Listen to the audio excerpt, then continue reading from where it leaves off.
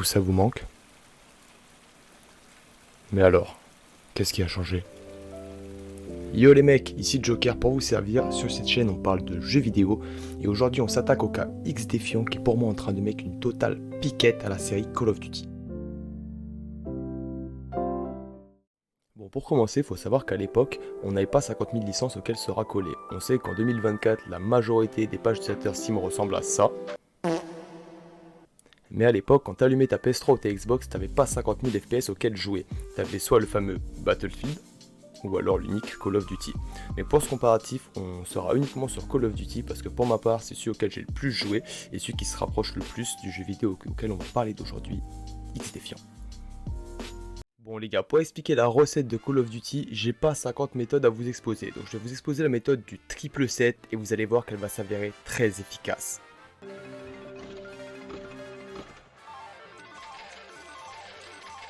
Les images que vous voyez à l'écran les gars, elles doivent vous rappeler des souvenirs et elles expliquent la réussite de la première trilogie Modern Warfare. Et si vous êtes toujours pas convaincus les gars, laissez-moi vous convaincre davantage.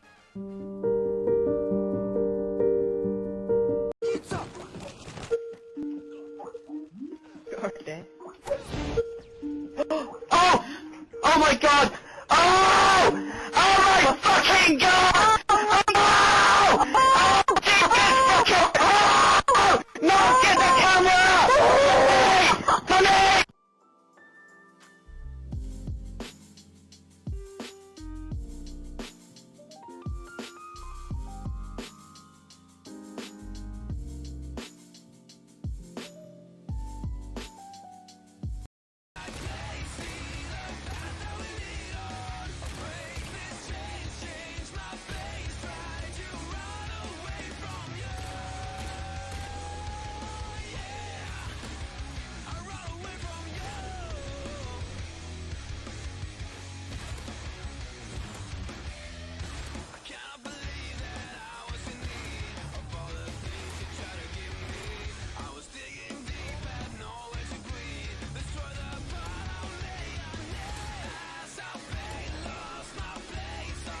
Vous savez c'est quoi le plus beau dans tout ça les gars?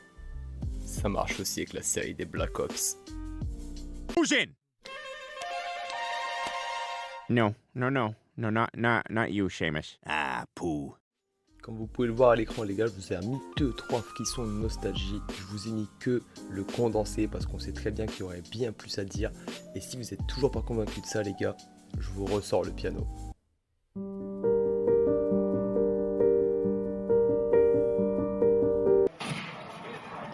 Oh, baby, a triple! Oh, yeah!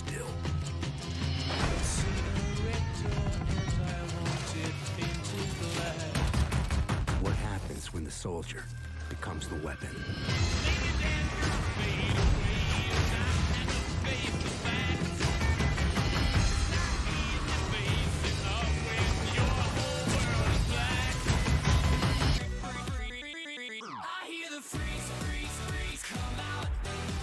People always tell me stay in your lane, do your thing, but try to dancing till the sunlight hits their eyes. I hear the freaks come out, and it's called looking like everyone's lost their line. Whoa, whoa, freaks come. Before it starts pushing back.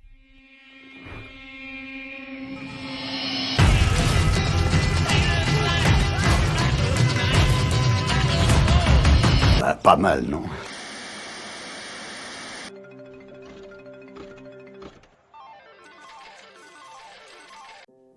Bon les gars, je pense que je prêche des convertis et que je n'aurai pas besoin de vous ressortir le piano une troisième fois.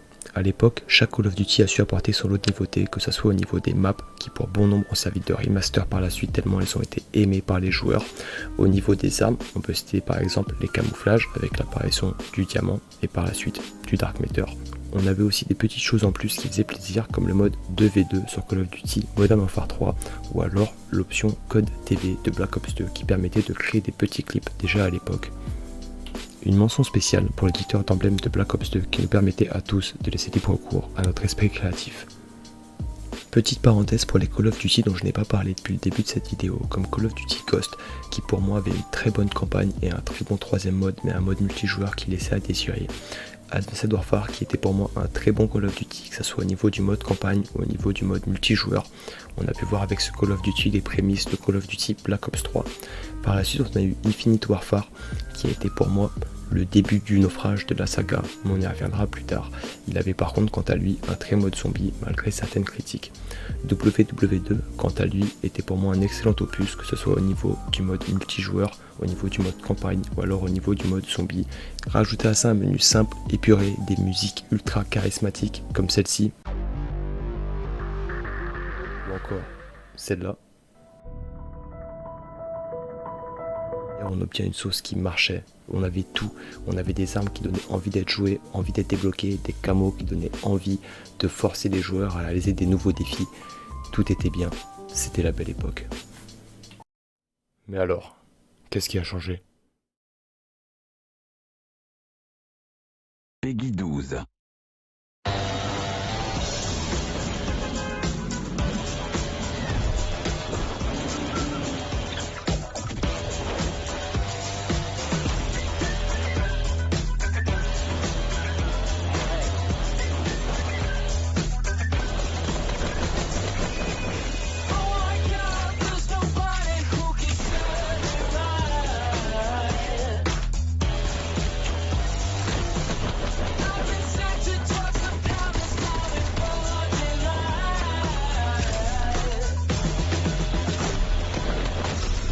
Vous devez sûrement vous demander que fait le trailer de Fortnite à ce moment-là de la vidéo. Mais il faut savoir qu'en 2017, Fortnite est arrivé comme une bombe dans le milieu du jeu vidéo.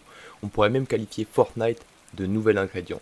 Et quand un nouvel ingrédient est bon et qu'il apporte de la nouveauté, que fait-on ? On l'ajoute à la recette.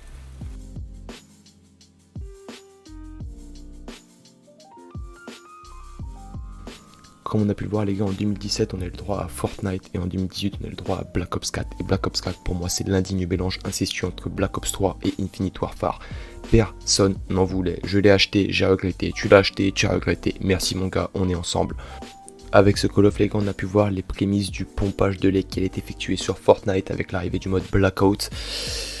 C'était nul les gars, c'est bon, on va pas se mentir, hein, c'était nul à chier, voilà quoi, c'est bon. Hein. Le mode multi est arrivé aussi quant à lui vraiment faiblard avec toute une nouvelle série d'inventions comme le Battle Pass. Qui aime le Battle Pass? Tu l'aimes? Non, moi non plus. Salut mon gars, on est ensemble épisode 2. Ensuite on a enchaîné avec Modern Warfare les gars qu'on appellera Call of Covid parce qu'on y a tous joué pendant le Covid et qu'on avait que ça à foutre de nos journées les gars. Il y avait un filon à creuser mais on a le prémisse de ce qui allait devenir la saga aujourd'hui. Et autant il y avait du bon comme il y a eu du mal, et par la suite on va voir que c'est pas le bon qui a été forcément gardé. Bon les gars, par la suite on va parler de Call of Cold War qui quand elle avait une bonne campagne, un mode zombie qui laissait à désirer, mais on va pas se concentrer là-dessus parce que sinon la vidéo va faire 35 minutes, alors on parlera uniquement du multi. Pour le multi, ce multi les gars, il était très mitigé. Pour ma part, je n'avais pas du tout aimé le système de leveling des armes qui faisait que si ton arme n'était pas level max, tu tirais des chamallows et ça me frustrait énormément. Je préférais l'époque où tu avais des armes où avec 2 accessoires tu pouvais jouer au début sans te faire chier la bite, mais ça c'est mon avis. Je n'avais pas aimé aussi le level design des maps que je trouvais pour ma part beaucoup trop grande et qui aidait les joueurs avec leur batteuse derrière leur putain de tonneau à se familiariser avec ce gameplay. Par la suite les gars, on a Call of Duty Vanguard. Je l'ai pas acheté, j'en ai rien à foutre. Avant de vous parler du trio maudit les gars qui a fait que Call of pour moi est en train de descendre une pente qu'il ne pourra pas remonter, j'aimerais vous parler des remasters avec un code 4 remaster qui a été vraiment très très bon. On aurait aimé avoir la même chose pour Modern Warfare 2 mais on a eu uniquement la campagne, ce qui est très triste. Et à l'heure actuelle on sait que tous les joueurs demandent un Black Ops 2 remaster depuis des années et on sait tous qu'il se vendrait très bien, mais on n'a pas le droit au bonheur les gars, c'est très triste. Les gars, on va rentrer dans la sombre partie maintenant. L'heure actuelle. Et putain de merde, qu'est-ce qu'il y en a des choses à dire bordel, on va attaquer par ce Battle Pass. On s'en bat les couilles, quand j'allume mon jeu, je m'en fous de tomber sur le Battle Pass, laissez-moi jouer au jeu, putain. Déjà rien que les menus, qu'est-ce que vous avez tourné avec les menus, putain, on dirait qu'il s'est mangé 2 baffes de Rockly dans la gueule, c'est une dinguerie frère. Ensuite les gars, laissez-moi mes classes, si on parle de MW3, j'ai acheté un jeu 70 balles, putain, j'ai 2 mitraillettes et 2 fusils d'assaut, je m'en bats les couilles d'avoir toutes les armes d'MW2, de Cold War, de Warzone, de Black Ops 1 et le fusil d'assaut de ta grande tante sous son lit, putain. Ensuite on enchaîne avec les collabs les gars. Putain de merde, ça aussi faut en parler, je m'en contrebalance la coquille d'avoir Nicki Minaj qui est en train de jouer du Jumbo à la K47 frérot. On enchaîne sur les maps les gars, les nouvelles maps de Call of. Quelle nouvelle map les gars? On a que des remasters depuis 4 ans. Genre, la plupart des nouvelles maps, elles sont nulles. Genre elles sont... Enfin, il y a 2-3 petits trucs, on va pas cracher dans la soupe. Mais... Oh si, puis merde, je crache dans la soupe. Si on reprend notre triple 7 gagnant les gars, on n'a plus rien qui va. On n'a plus de l'or. Les armes... Il y en a trop. Il n'y en a aucune qui vaut vraiment le coup. À part les 2-3 armes méta, mais ça donne plus envie. Les maps, à part des remasters, on n'a plus grand chose, ça donne plus envie. Il n'y a qu'à voir MW3. Quasiment aucune nouvelle map. Et le peu d'ajouts sont longs et sur la durée. C'est bien beau de faire vivre un Call of pendant 1 an, mais j'ai quand même acheté mon jeu 70 pétards. J'aimerais bien avoir quelque chose qui justifie l'achat à sa sortie et non pas 3 nouveaux fusils d'assaut, par pitié. Les gars, on a totalement changé notre fusil d'épaule depuis des années. Ce qu'on a connu à l'époque n'est plus du tout ce qu'on connaît aujourd'hui. Et là, il y a un gros problème. Et encore les gars, je ne vous ai pas parlé de tous les problèmes qu'on a pu rencontrer, comme le MMR ou encore les hackers. Cette vidéo a plus pour but de comparer les anciens Call of Duty à ceux de maintenant et par la suite d'intégrer le fameux X défiant.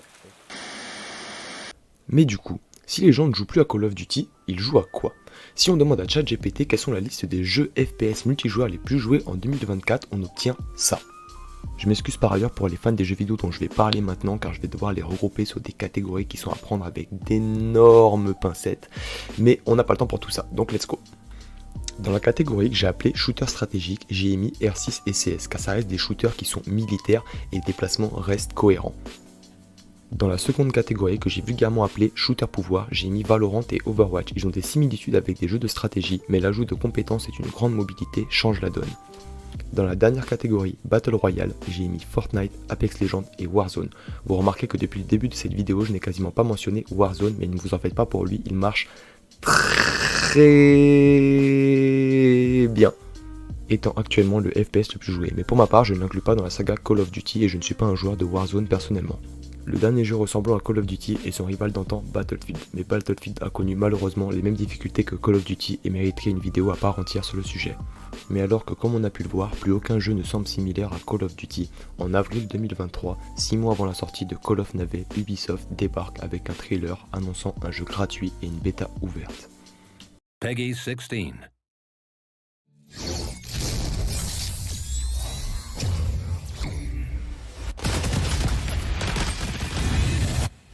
Stand by for hostilities. Weapons hot. Push the package to the delivery zone.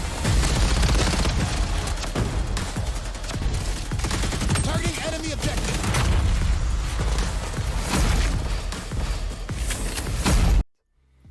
Donc, un mois après ce trailer, non pas sans encombre, Ubisoft sort la bêta d'X Défiant. Et je vais pas vous donner mon avis sur cette bêta, car mon avis sur la bêta et sur le jeu à l'heure actuelle est extrêmement similaire, donc on se garde ça pour la suite. Quelques soirs après cette bêta sort donc Modern Warfare 3. Si vous voulez mon avis sur le jeu, je vous laisse revenir en arrière 5 minutes sur la vidéo. Mais bon, après des mois d'attente depuis la sortie de Call of Duty et 1 an après la sortie du premier trailer, Ubisoft arrive avec un second trailer et une date de sortie officielle pour le jeu.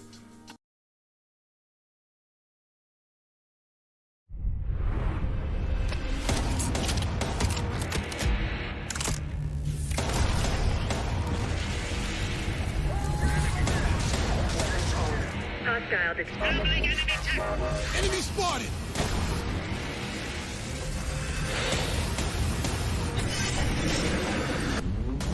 Multiple kills confirmed. They'll never see us coming.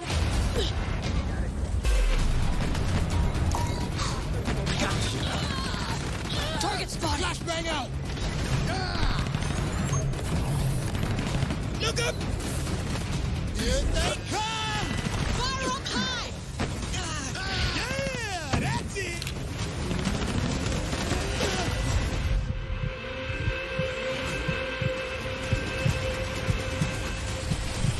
Bon les gars, je pense que vous commencez à me connaître, j'aime les choses simples et efficaces, alors on va reprendre ma théorie du triple 7. Si on attaque par le lore les gars, c'est simple, le lore est déjà tout fait avec la saga Tom Clancy. Ubisoft a déjà des personnages à utiliser, des maps à utiliser, un environnement et une atmosphère qui lui est déjà propre. Et ça c'est vraiment cool, on n'a pas à le créer, c'est déjà acquis.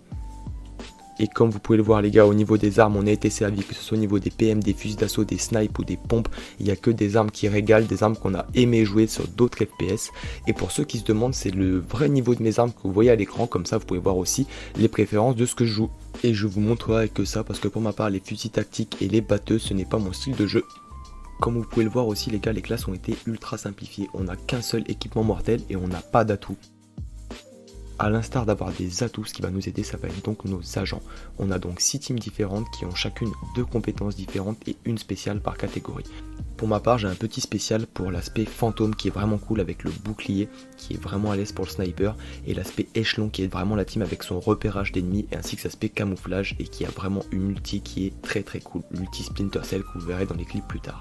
Pour ceux qui utilisent l'aspect DeadSec, sachez que personne ne vous aime et que vous êtes vraiment des purs connards. Jouez plutôt échelon les gars et vous allez voir que ça fait le travail. En parlant des armes, on peut voir que les camouflages ont été simplifiés et c'est pour le mieux. Moi c'est quelque chose que j'aime bien avec juste un système de leveling. Vous pouvez aussi débloquer des camouflages via les Twitch drops, notamment en voyant ma grosse tête sur Twitch que vous pouvez voir, le lien est dans la description les gars. Vous pouvez également gagner des skins via le Battle Pass ou en acheter via la fameuse boutique. Mais sur ce principe là ça me dérange pas, sachant que le jeu est totalement gratuit. Je préfère donner mon argent à un jeu ayant ce modèle économique là plutôt que d'être harcelé par le Battle Pass de Call of, sachant que le jeu coûte déjà 70 balles à la base. Concernant les maps les gars, c'est rare pour le mentionner mais il n'y a aucune map que je déteste sur ce jeu. J'ai des préférences comme la map Arène qui est vraiment un big up, qui scale le Nuketown de XDefiant si on peut le dire, ou encore la map Showtime qui est vraiment très belle, que ce soit dans ses designs, dans sa conception. Elle me fait également beaucoup penser à la map Studio de Black Ops 2 du premier DLC pour ceux qui s'en souviennent. Concernant les différences entre la saga Call of Duty et XDefiant, on a premièrement l'indisponibilité les gars du mode accroupi, ce qui arrange vraiment la sauce pour éviter que les mecs soient dans des head glitch. Je dis pas qu'il y en a pas, mais il y en a forcément moins du coup. On a par la suite aussi le fait que les ennemis sont en subbrillance, ce qui fait qu'on les voit très bien dans la map, qu'ils soient de près ou de loin, et ce qui évite ce que j'appelle dans le milieu les ennemis couleur mur. Bon les gars, on a notre triple set gagnant et pour vous confirmer tout ça, vous savez ce qu'il me reste à faire.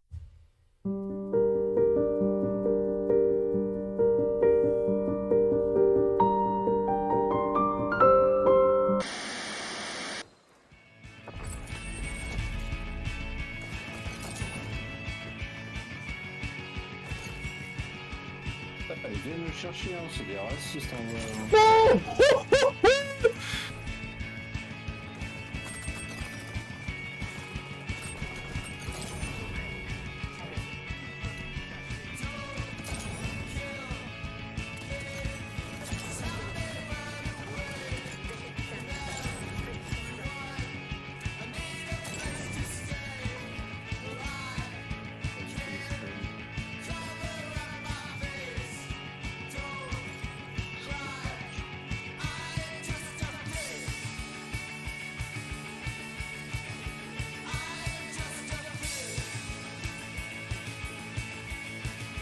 Regarde la petite frère comme je nettoie là. Je l'ai nettoyé avec lui frère. Je suis arrivé, j'ai tué tout le monde. Wallah je les ai éteints. Bon les gars, le constat est simple et sans appel. Pour ma part, je m'amuse 1000 fois mieux sur XDefiant que sur les derniers Call of Duty. Malgré quelques problèmes de latence et un manque de contenu qu'il reste encore à apporter au jeu, pour ma part, celui-ci met une tempête à Call of.